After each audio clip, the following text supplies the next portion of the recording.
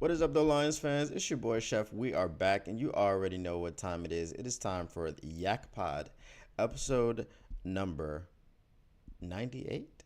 Is it episode 98 already? We have been moving right along, and we are going to be getting into some bigger and better things, hopefully very soon here.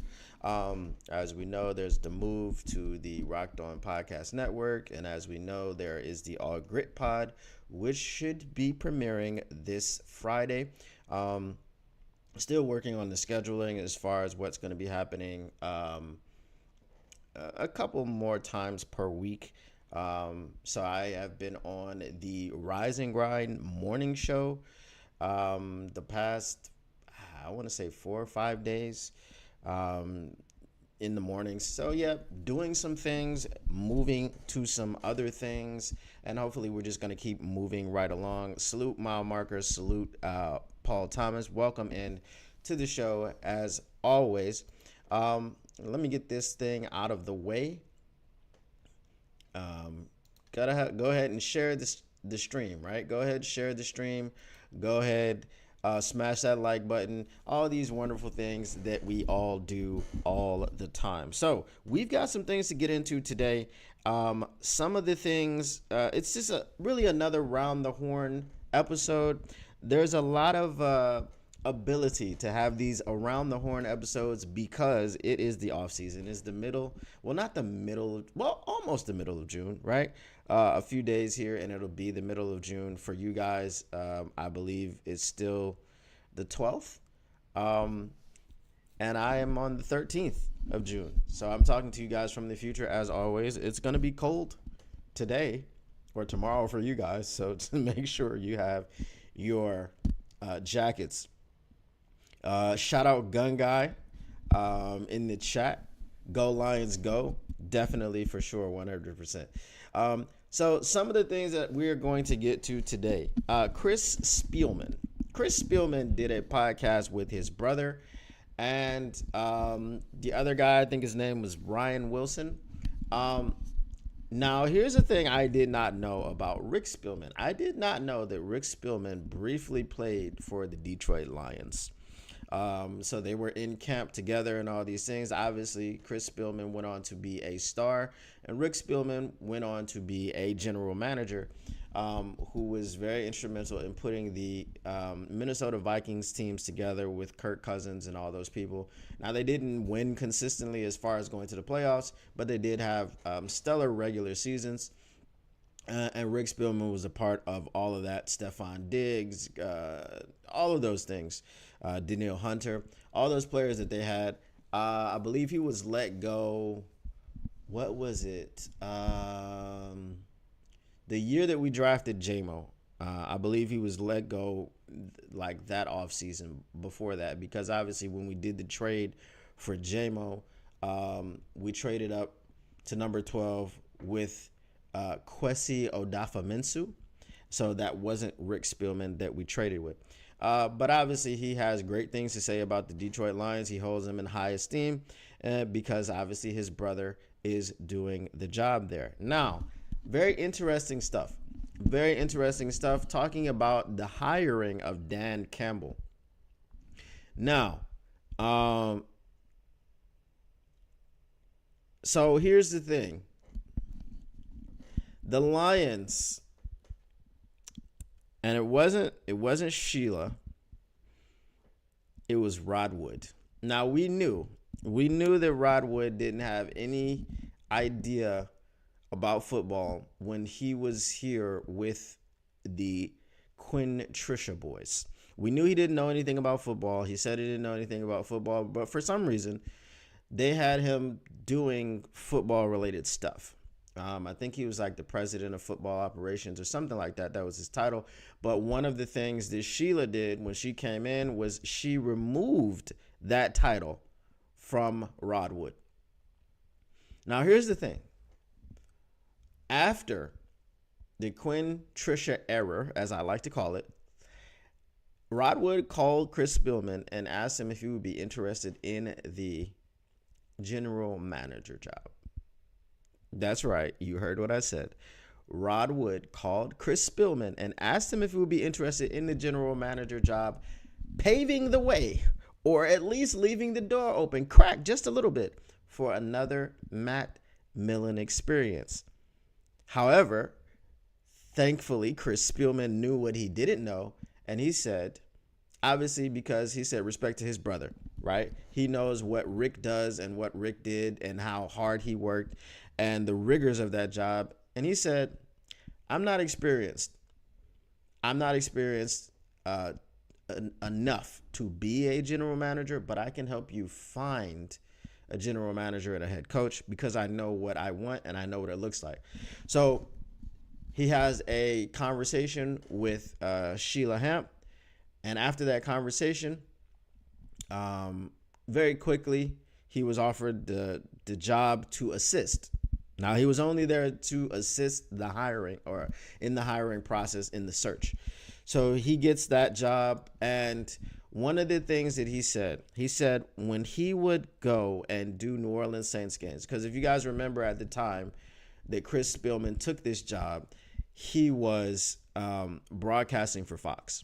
So he said one of the things that he would do when he would go and watch the New Orleans Saints practices before the games, he said he wouldn't watch Sean Payton because he already knew what Sean Payton was about. He wouldn't watch Drew Brees because he already knew what Drew Brees was about. He would watch this coach, and that coach was Dan Campbell. And he would just go over there and watch him intently, and he would watch the presence that he commanded from the people that he was coaching. He watched how he spoke. He watched how he just pretty much captivated the room, and he made a mental note of that. So then, obviously, when he came in and did the interview, he said he was like, just the presence again. Obviously, he's 6'5", 250 coming in there.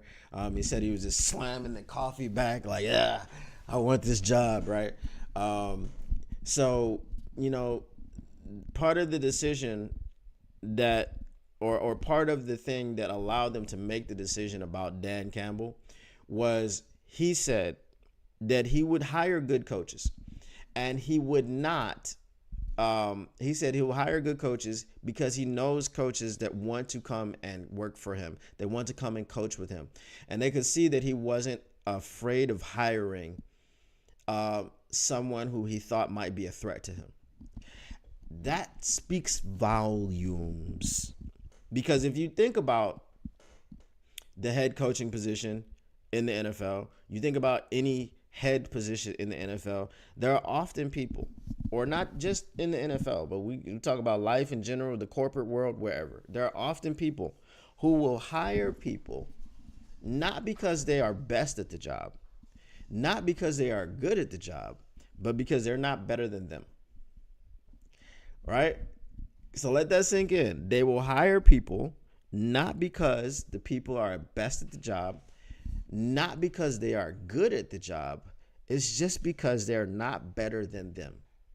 And when you're hiring for, I guess you would call it like a paranoia squad. You've got the paranoia culture.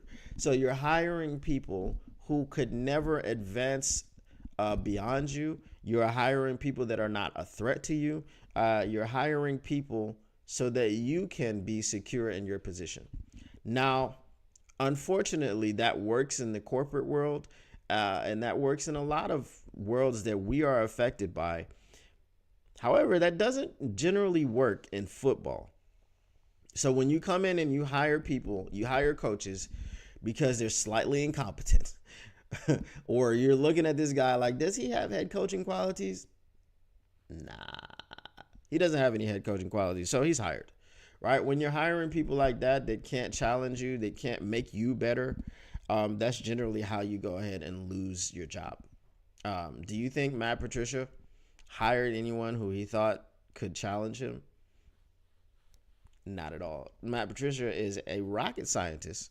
And if you didn't know, he will let you know that he called the greatest defensive play in Super Bowl history. He's going to let you know that.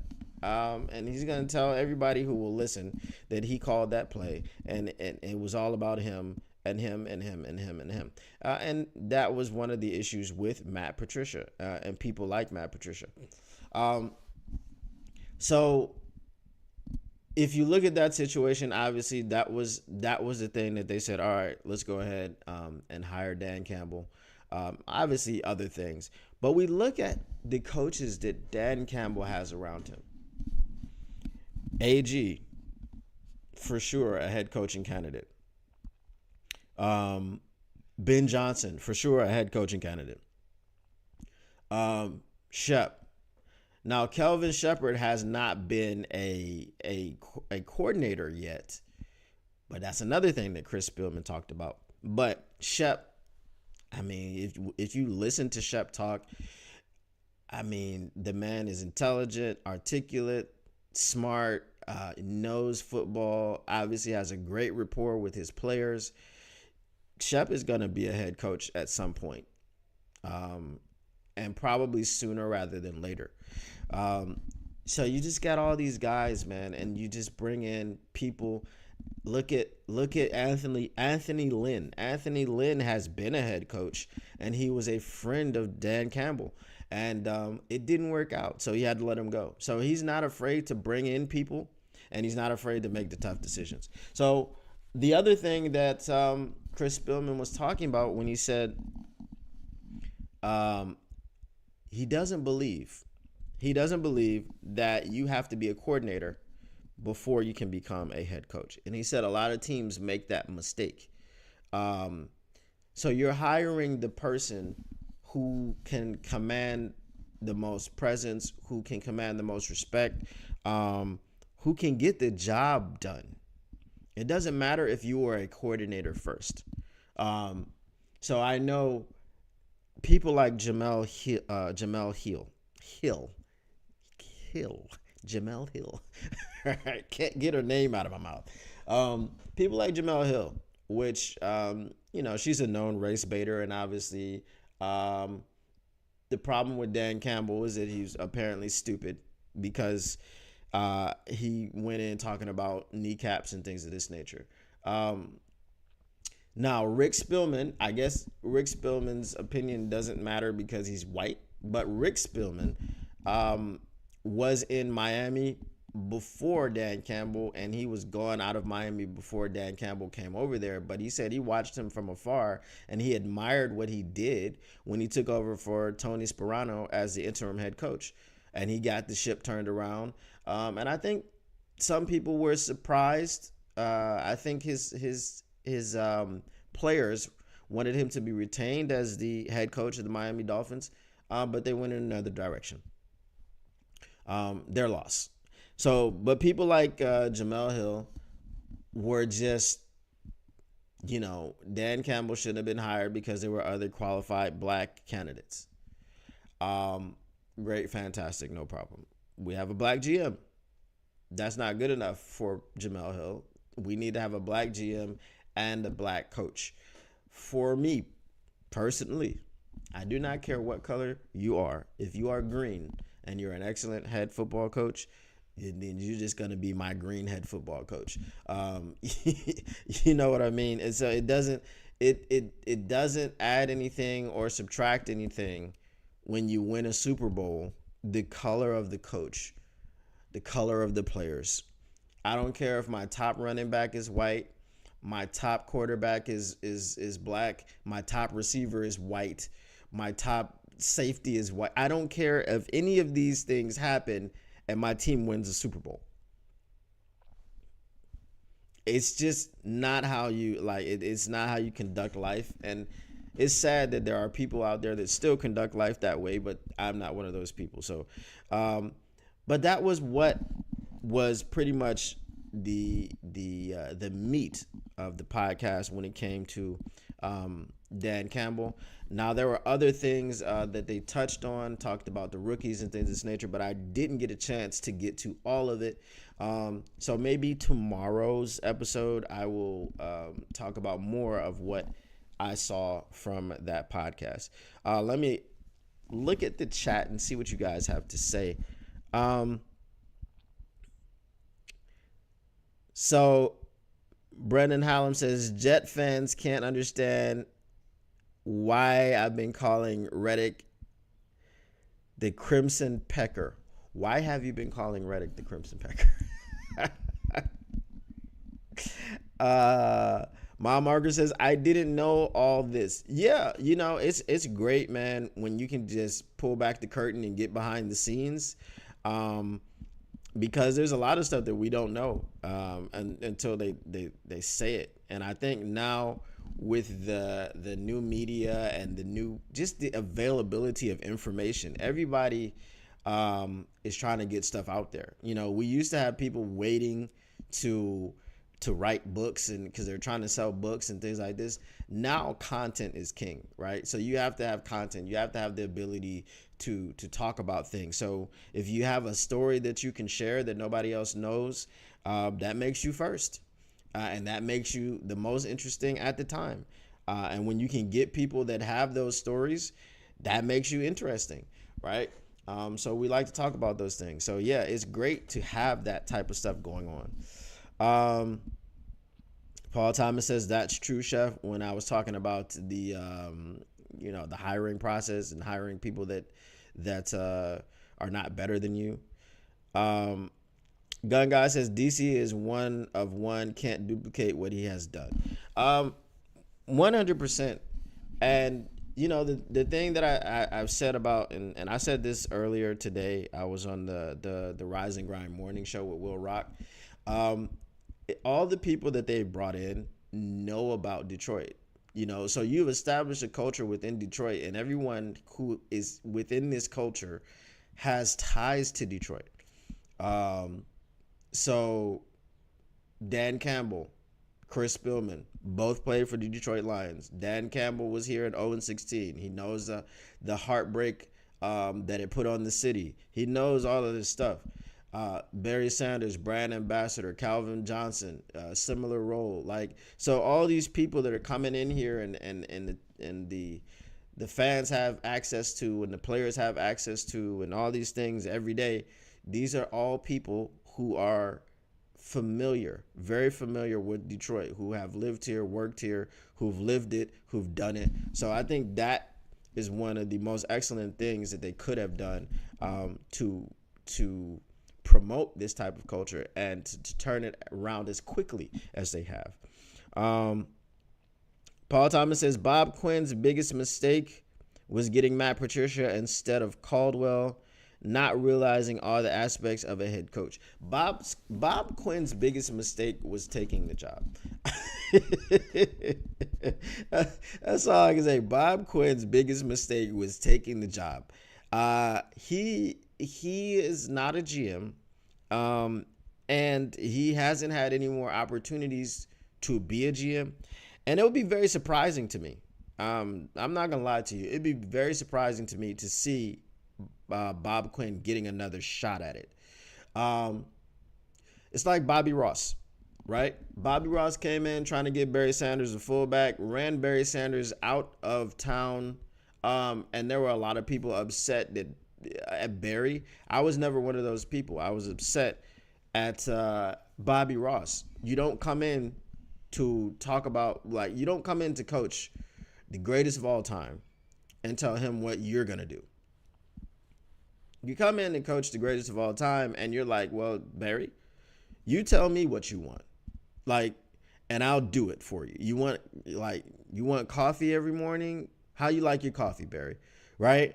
As a head coach of Barry Sanders, I'm listening to what Barry has to say, because Barry Sanders, the only running back in the history of the NFL to average 1,500 plus rushing yards in 10 straight seasons. There's nothing wrong with the offense. That's not what we need to come in as a head coach and talk about. A guy is averaging 1,500 yards plus for his career every single season. What's the issue? Why are you coming in to change that? So this is the thing that we talk about. We talk about people and their egos. And Bob Quinn and Bobby Ross, not surprising that they have the same name, right? Bob and Bobby. They were victims of their own egos. And they thought they were the main character. They thought it was all about them, when it was really about the other people in the building, and they couldn't understand that. So this is why Bob Quinn came in and fired Jim Caldwell and hired his boy Matt Patricia, because they came over from the same. And I get it. You want familiarity. You came over from the same organization. It just so happens that you two were probably some of the worst people that could have gone from that organization and started elsewhere. And it's unfortunate that we hired them because we were sold a bill of goods, and we thought that they were going to do things like the Patriots were going to do things, not understanding that if you want to do things the Patriot way, you have to have Bill Belichick and you have to have Tom Brady. Those people are essential to the Patriot way.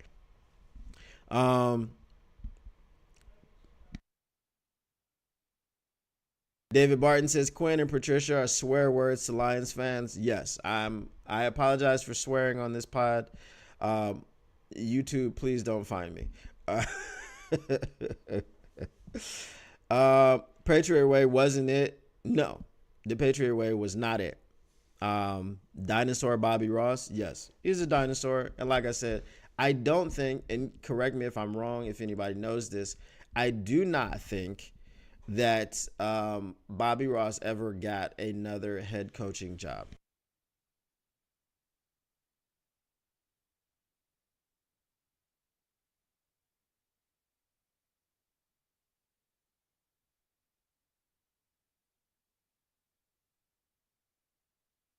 Yep, David Barton says nope. So he never got another head coaching job.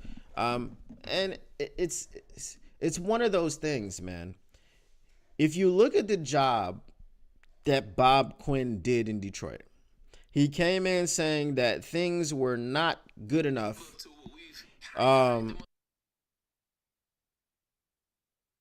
Came in saying that things were not good enough, and that 9-7 wasn't good enough, and that we needed to be better.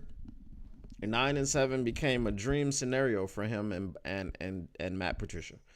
9-7 would have been something that they relished the opportunity to get.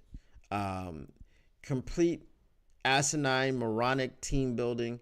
Drafting was atrocious. Smartest guy in the room syndrome. Yeah, I did the most work of anybody on this corner that runs a 4.6, and I want him to be a number one corner in the NFL. He runs a 4.6. You run a 4.6, you're probably not going to be a great corner in the NFL. If you run a 4.6, you have to have pristine technique. And then you also have to hope that you're going up against guys like, here's the throwback name, Kelvin Benjamin. You're going to have to hope you're going up against the bigger, slower receivers so that you can keep up. But obviously, like I said, technique is going to be key.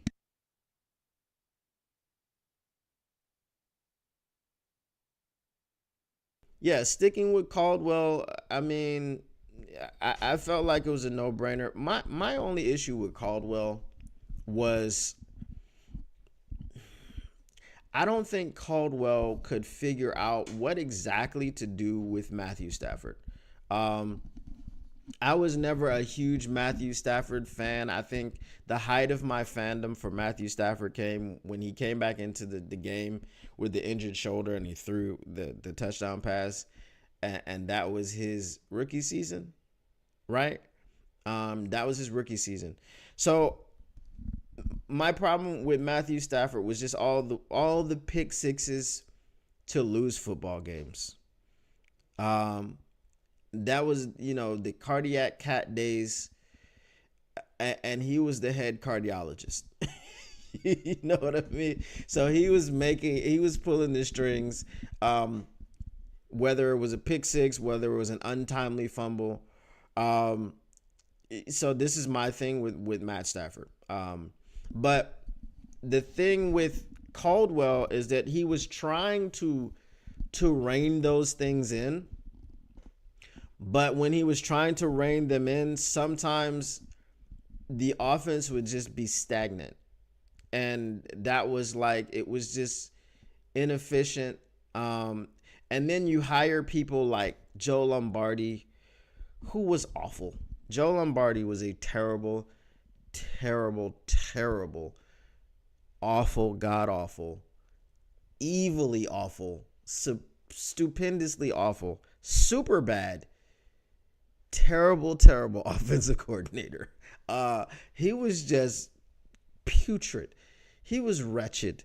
He just, I, I don't think there are enough adjectives for Joe Lombardi. Joe Lombardi is the reason that we drafted Eric Ebron over Aaron Donald. I mean, it was actually Martin Mayhew who listened to that garbage that we needed Eric Ebron so that we could truly be the New Orleans Saints in Detroit, and our offense could be there.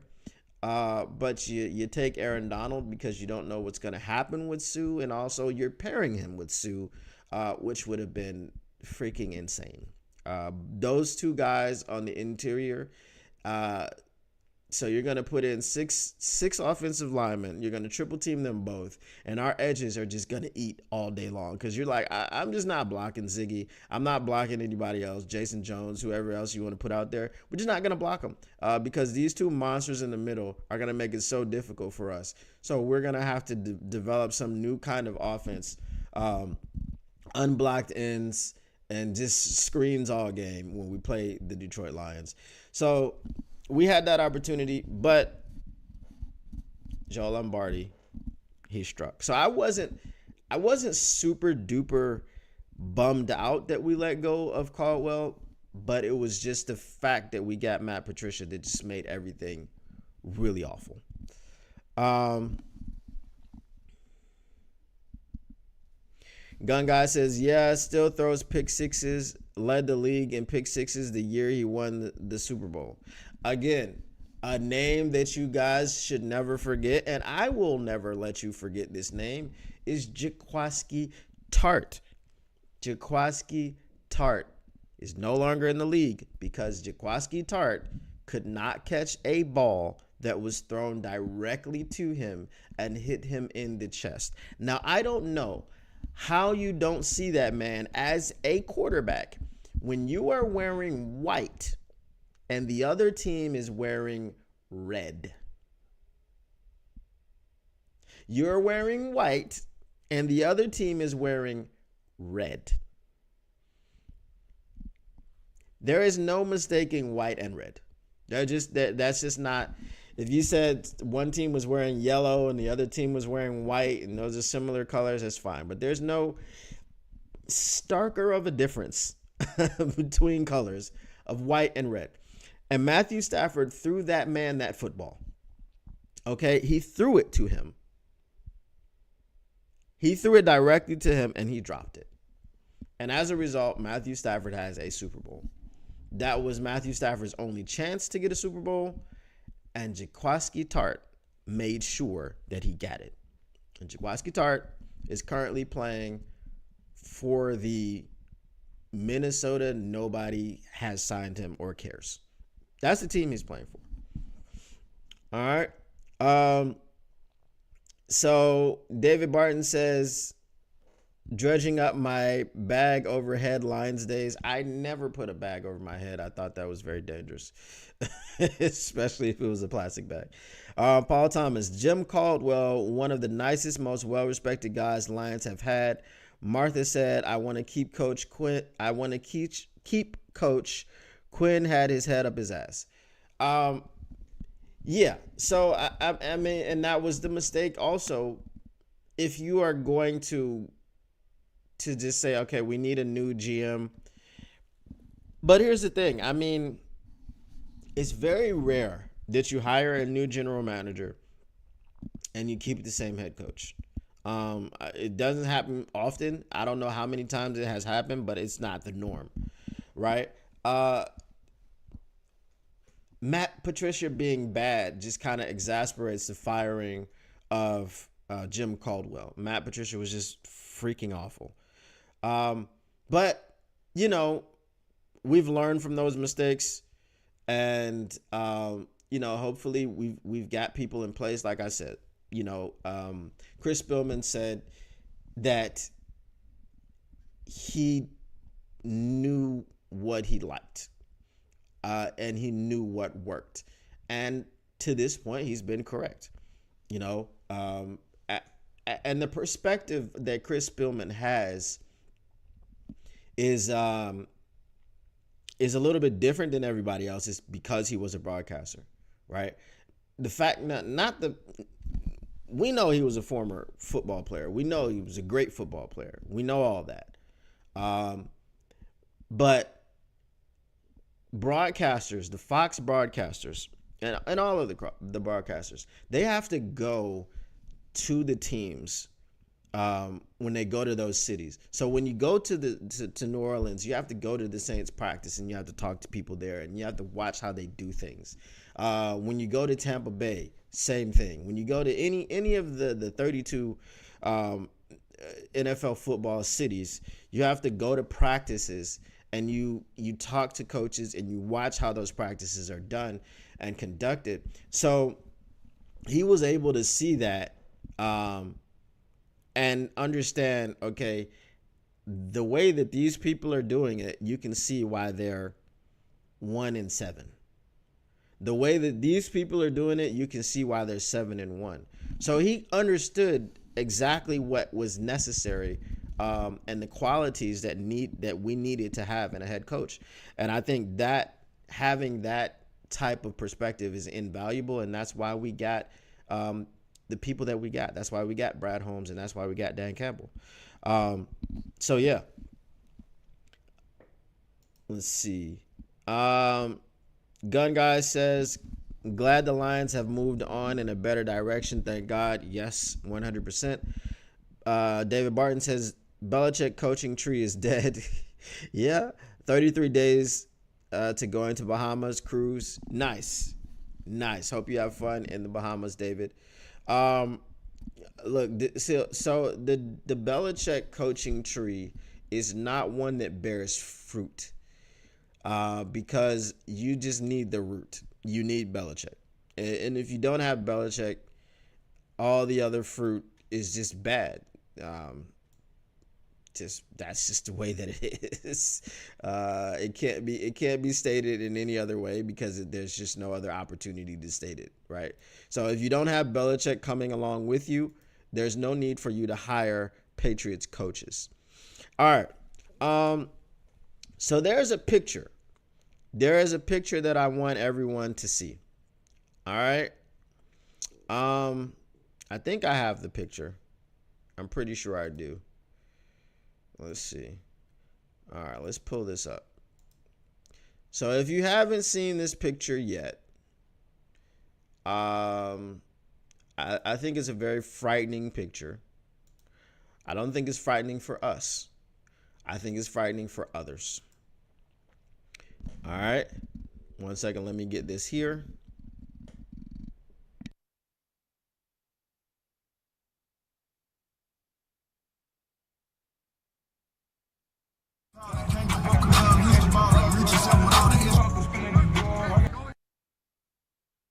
Obviously, this isn't what I want to show you, but yeah, take a second to watch Hendon Hooker work on his footwork.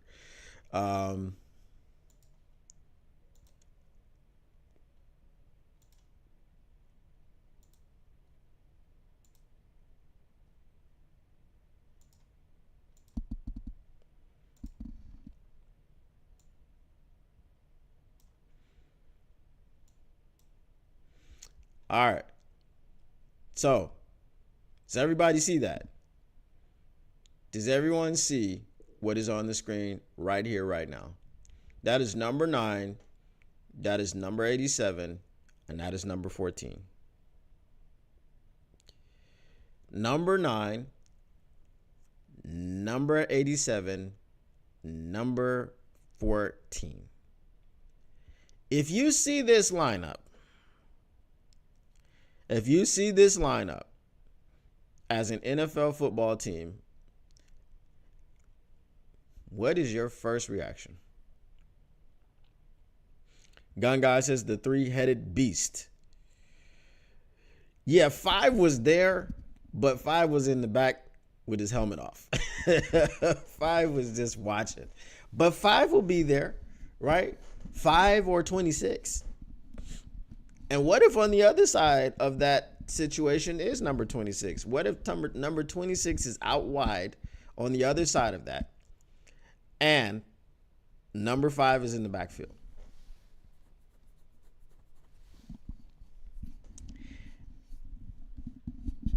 If there are so many obviously route combinations that you could run in that situation. But having those 3 guys on the same side of the field, good luck to the coverage. Good luck to the coverage. I kind of feel, I might feel bad for you. I might be persuaded to feel bad for you depending on how badly we're beating you. If we're up by 3 or 4 touchdowns and you're seeing doses of that, heavy doses of that consistently, I might say, look, boys, call off the dogs. It's not sportsmanlike. It's not fair. It's not fair what you're doing to this team. Unless you're the Bears or the Packers or the Vikings, then I don't care if we're up by 45 points. I still want to see that lineup coming out. But again,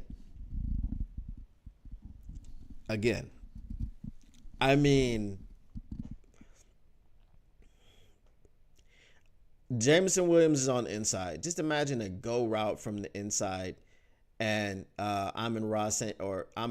Brown runs an inside slant, and Sam Laporta runs an out, or just something like that, or Sam Laporta runs a corner, not a corner, sorry, runs a post underneath Jameson Williams running that go, and Amon-Ra St. Brown runs a slant. That's 3 levels, all going to the inside. What is the coverage? Like, what do you do there? One safety and 1 corner are going with J-Mo over the top.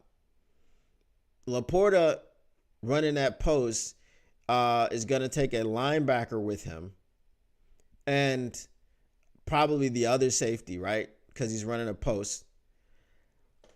And then Amon-Ra St. Brown is going to be one-on-one underneath with a cornerback running a slant. Now, we know Amon-Ra is quick, and we know he's the YAK king. That's like a 30-yard gain. That's a 30-yard gain right there. Just the way that's drawn up, that's a 30-yard gain. Paul Thomas says, I think it was Big D energy. They said our D is playing with such confidence. They're starting to trash talk all over the place, challenging guys. Yeah, that was from Coach Shep's press conference, because he was saying that he had never been around this type of confidence in the league where defensive backs were breaking the huddle, coming out, talking stuff, talking about, I've got this guy, I'm covering this guy, and there's nothing you can do about it. And that swagger is something that you have to have as a defensive back. Like I said, if you're not following Amik Robertson on Twitter, go follow him. It's so much positive self-talk, so much positive reassurance. And these are his thoughts, right? So he's tweeting these things out not just to let you guys know that this is the way that he talks to himself, but he's reminding himself. He reminds himself of where he came from, and then getting it out the mud, as they say, right? So he's just a dog, man. He's just a dog, and he puts that on full display. And I think it's going to be on display even more so. There's that famous clip, right, with him just annihilating Rashee Rice at the line of scrimmage and then telling him he was too small, right? Rashee Rice is, 6 foot? And Amik Robertson is 5'9", and he's telling him he's too small, right? But I think it's going to be even more so on display this season because of what he's going to have to do to keep that job and to come out of what Brad Holmes has said is going to be a bloodbath as far as the competition in the cornerback room. So I think it's going to be like that dog mentality and that dog in him, I think is going to come up and step up twofold. And that's just going to be a sight to see. Mom Marcus says, we got Big O and Big D, and we're about to blow up the NFC North. Yes, I agree with you 100%. I agree with you 100%. So that was one thing from around the horn that I saw was that picture floating around the Twitterverse. Now, here's another thing that I saw, and I don't know how I feel about this one. I mean, I get it. It's a business. I understand it. But to be honest with you, just based off of the other names, I'm feeling a little bit salty about this one. Michigan Panthers kicker Jake Bates reportedly visited the Lions yesterday, not a workout. He's going to take his other visits before deciding where to sign. Washington and Green Bay up next. Jake Bates. Jake Bates, listen to me. Don't you go to Green Bay. Don't you go to Green Bay. Don't you do it. Do not go to Green Bay. You can take the visit. You can eat the peanuts. You can get the free complimentary robe and slippers. But don't you put on a Green Bay Packers uniform. Don't you put on the jersey. Don't you put on the helmet. Don't take no pictures for social media. Don't do any of that. You better not. Swear to God, you better not. Don't do it, Jake Bates. What do you guys think about Jake Bates going to take his visits? I mean, it's completely within his rights to take his visits. But what do you think about Jake Bates doing that? I do not like it. I do not like it whatsoever. I mean, there's a picture of Jake Bates in the Lions locker room at Ford Field getting a game ball. And he's smiling from ear to ear. He's very happy. Mile marker says his boo. All right. He's smiling from ear to ear in this picture. He's very happy getting a game ball in the Detroit Lions locker room. This could be your reality weekly, bro. Do not go to the Green Bay Packers. I swear to God. I will not track you down. I will not do anything to you. I'm not even going to make no threats. I'm not doing anything to you. But don't do it. We don't want you to do it. All right. Funny tweet from Eric Schlitt. It says, since Aaron Rodgers is back in the headlines, now seems like a fun time to remind folks that his last completion was 521 days ago. Connecting with Kirby Joseph. Aaron Rodgers' last completion was 521 days ago, and his target was Kirby Joseph. Obviously, that wasn't his target, but that's who he completed the past two, Kirby Joseph. And that was when Kirby Joseph officially became his father, and he let him know that he was no longer needed in the NFC North and that he should take his talents elsewhere. Now, this Aaron Rodgers situation is awesome. Great. It is fantastic. Why? It just couldn't happen to a better person. It couldn't. It could not happen to a better person. Aaron Rodgers skipping mandatory minicamp so he can go to an event that is quote unquote important to him. Now, this is after Aaron Rodgers said all that BS that's not related to football, get it out of the building. Gun Guy says, yep, Kirby's baby boy. He said, all this stuff that's not related to football, get it out of the building. And on the first day of mandatory minicamp, Aaron Rodgers is not available because he is at an event that is, quote unquote, important to him.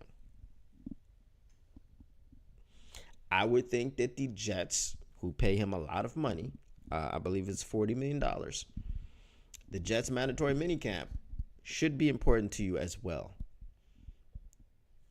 I'm just throwing it out there. It wasn't an emergency. It wasn't something that cropped up last minute, because that's called an emergency, right? Aaron Rodgers understood his schedule, and he still made other plans. And those plans were not to be at mandatory minicamp. Now, of course, Robert Saleh has backtracked. Right? Yesterday he was talking about how it was an unexcused absence and all these things. Today, he's saying that he is completely on board with Rodgers missing the practice and that it's not an issue. This is what Robert Saleh said today. I mean, at some point, man, at some point, my question is, what does Rodgers get you? What, as a franchise, what does Rodgers bring you other than drama? He was in Green Bay for 15 years. He brought them one NFC championship and one playoff win. Now, obviously, that's more than what we have had in a quite a number of years, right? However, this guy that everyone wants to hold on to so badly is not a winner. He wins, but he doesn't win when it counts. Like I said, 15 years, one NFC championship game, multiple NFC title game appearances, right? One Super Bowl. Right? Multiple NFC championship games, one Super Bowl. Is that worth all the drama that Aaron Rodgers is going to bring to you? I don't think so. Moving on, PFF, the highest graded wide receiver on slant and hitch routes in 2023 was who? Who do you guys think? The highest graded wide receiver on slant and hitch routes in 2023. Do you think it was a Detroit Lion? Do you think it was someone like Justin Jefferson? Who do you think that it was? Let me know in the chat who you think that this was. The highest PFF rated or graded wide receiver on slant and hitch routes in 2023. Who was that?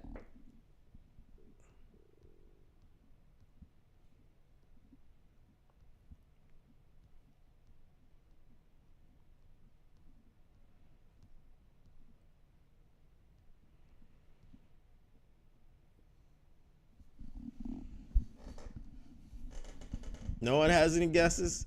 It's Amon-Ra St. Brown.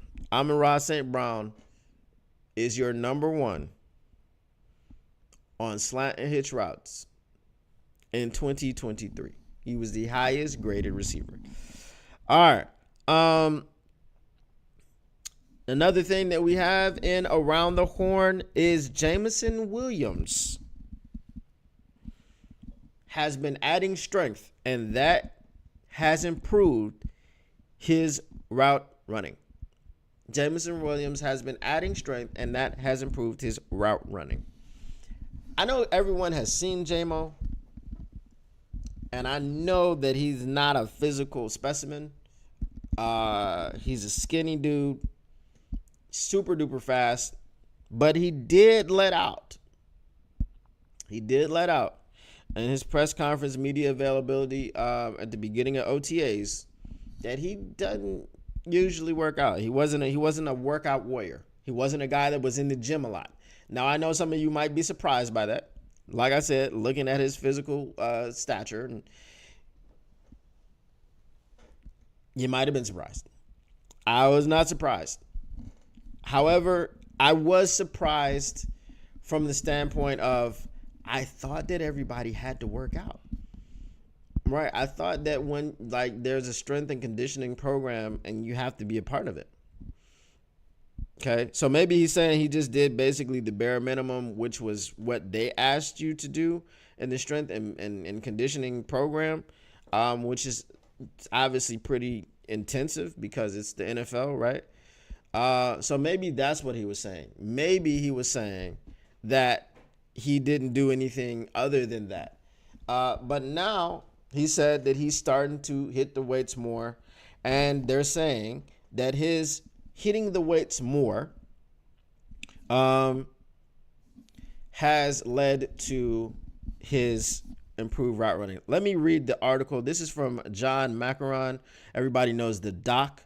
It said, the added strength of Detroit Lions receiver Jameson Williams has provided the speedy wideout an opportunity to better contribute this upcoming season in Ben Johnson's offense. With the precise nature of timing, routes are expected to be crisp in order for the connection with quarterback Jared Goff to continue to grow. Detroit's third-year wideout has followed the recommendations of the coaching staff, which has paid dividends on the field this spring. Right. So remember, he did say that he kind of wanted to do things his way and he had some childish ways. That's one of them, right? Working out when you're supposed to. Just about everything we talked about for him improving and helping our offense, he's hit. One of the biggest things was just his strength in terms of route running and not getting pushed off the spot. You've seen that show up more and more, which has benefited us as an offense, said wide receivers coach Antoine Randall L. You can see him kind of taking it to another level, and it helps him even getting out of his routes. The strength he's built in his legs, you can see a difference. Right? Yo, just a fan. Glad you made it, man. So we have seen the difference in Jameson Williams. I mean, there's that clip that's been going around for maybe a week now, if not about 5-6 days, with J-Mo just kind of ripping the ball away from Carlton Davis III. He cleared the hand fighting and went up and just got it, and then just struck a beast pose after that. So speed, now he's adding strength. It's crazy. It's not fair. So when asked what more the former Crimson Tide wideout needed to improve, the former NFL wideout decided against adding more things publicly Williams needed to improve. He said, we should leave it at that one. That's the only one that needs to be out there, Randall L. explained. There's a lot of them, but all that he's hit.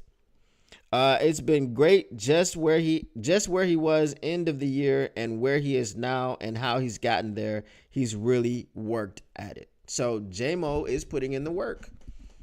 J-Mo is putting in the work, much to the chagrin of J-Mo haters. J-Mo's putting in the work. I told you he was putting in the work.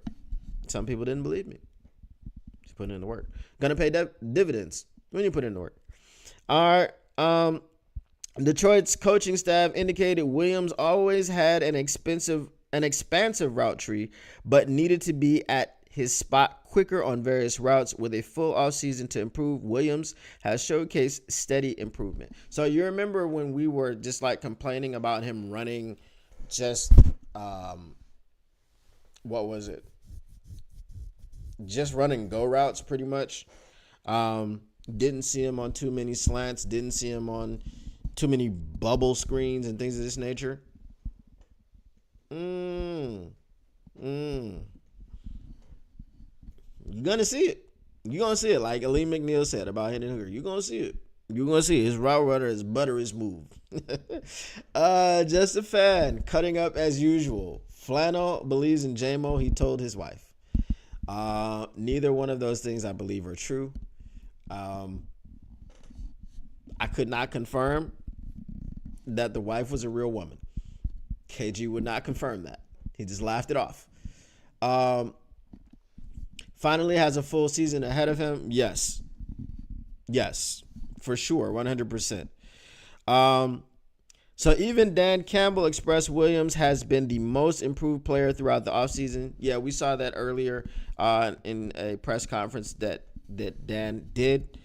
Um, he says he's always had it. It was just about getting to the spot and the timing of which you're being at the spot and going back to that play strength has helped that, Randall L. said. The route tree has been there, but now that he has that strength, he can get in and out of his cuts and be in spots quicker than he was last year and obviously the previous year before when he was just trying to get back into it coming off of that ACL. With Josh Reynolds departing, Williams emerging as the number 2 receiver would alleviate concerns regarding who would take over the production of a veteran who was adept at moving the chains. It was good to see. Randall explained, his route tree has expanded and we want to continue to help him expand it because he's definitely going to help us in our offense, much like he has even last year.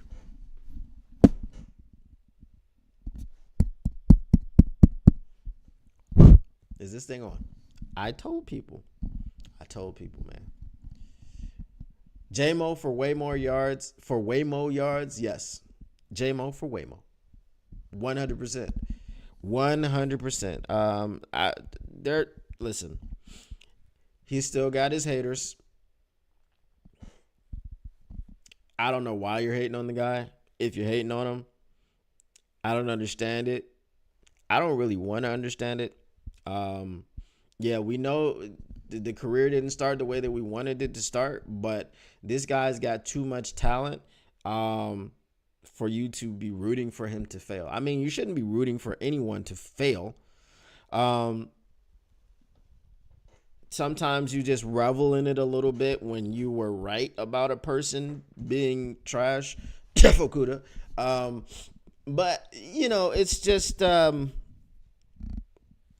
when they're on your team, I just don't get it. I don't get it. If he was just so bad, yeah, you wish for Aaron Rodgers to fail. People on other teams, you want them to fail, especially when they're playing your team. They're making enough money; they can cry about it, if they want to. If you get into a league and you're in a profession, and your spot in this league lasts 3 years, and in that 3 years you make $10 million.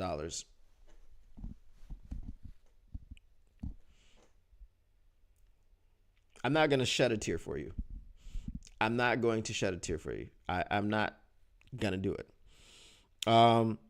But again, the JMO haters, man, who are Lions fans? Because if you hate a player and you're a fan of another team, that's what we do. That's what we do. That's sports. We don't like you if you play on another team. Sometimes we don't like you if you play on our team. But again, unless you are just a bad player, Fukuda, I don't understand why you would root for a person on your team to fail. I just don't understand it. But anyway, guys, that is what I am going to end off on today. As you know, I'm in Australia. We are in the middle of winter, and it is super duper cold in my house. I need to go stand in front of the fire and warm up. So once again, guys, gearing up towards this Rocked On Podcast Network, the All Grit Cast, the All Grit Pod. Again, in the mornings, I have been consistently for the last 4 or 5 days on the Rise and Grind morning show on the Rocked On Podcast Network. So just search Rocked On Podcast Network if you're not familiar with it on YouTube, and you will see that I've been on there. I don't know if I'm going to be on there tomorrow morning. Probably. I wasn't planning on there. I wasn't planning on being on there this morning, but yeah, it happened last minute, and we talked about Barry Sanders, and what better topic to talk about than Barry Sanders? If you are a Lions football fan, if you want to talk about nostalgia, you go back to Barry Sanders. Justin Fan says, can't cook when you are a block of ice. That is very, very true.